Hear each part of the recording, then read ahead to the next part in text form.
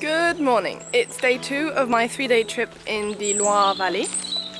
Today we are visiting 2 castles, and the first one is the Château de Chenonceau.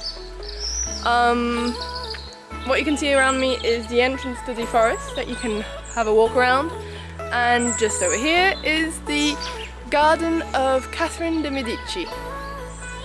I don't know much about the castle yet. We have a little leaflet and I will read and try and give you as much information as possible as we go along.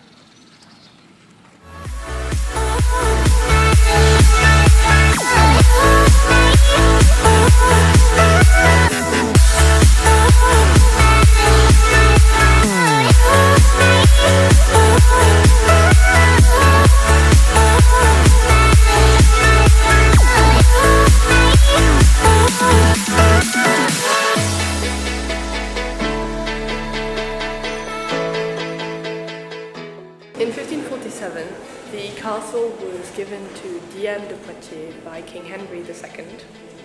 She was renowned for her beauty, her intelligence and her sense of business. She created the gardens, which at the time were very modern and probably, they would say in French, avant-garde. And by building the castle over the river, she made it one of the most unique architectural buildings in the world at that time.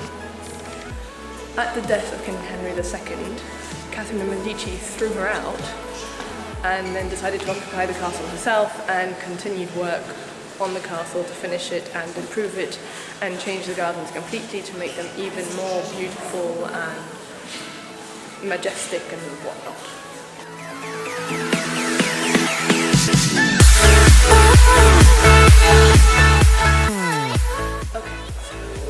In 1577, Catherine de Medici opened up this huge hallway to organise festivities in honour of her son, King Henry III.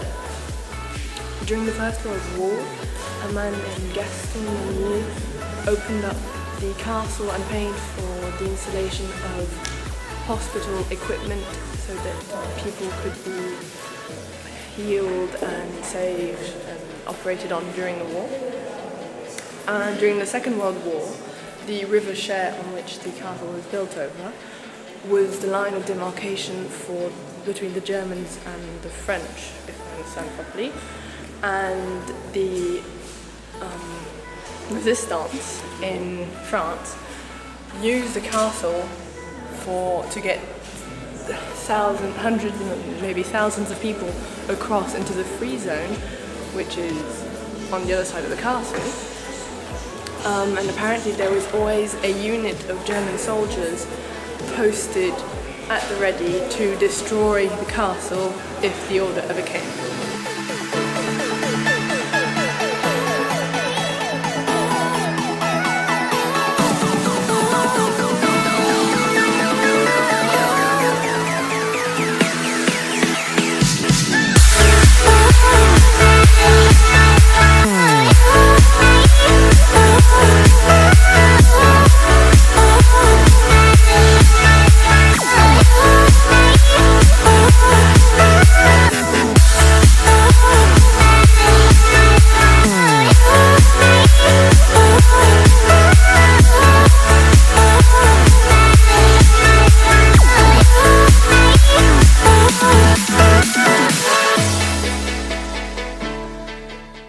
Interesting fact, this is the castle from which François Ier invited Leonardo da Vinci to come and stay at the end of his life.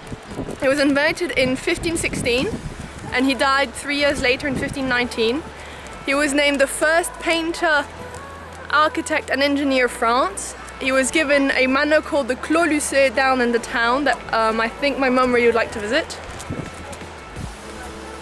And he devoted the end of his life to painting, making plans for towns, and the king even gave him the honor of being buried on the grounds of this castle.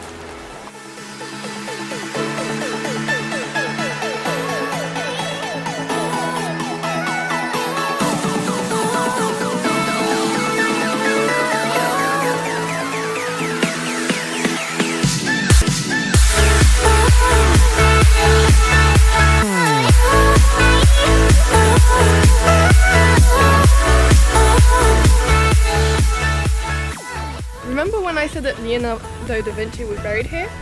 Well, he was. His last will and testament was that he'd be buried in the Saint Florentin church, which was just there, where his bust is. But that was destroyed, and during excavations, a woman called Arsène Houssaye discovered the bones, inscriptions with his name on it, and coins from François I's reign. So they excavated his bones and transferred him to the, what was it called? Saint-Hubert Chapel in 1871.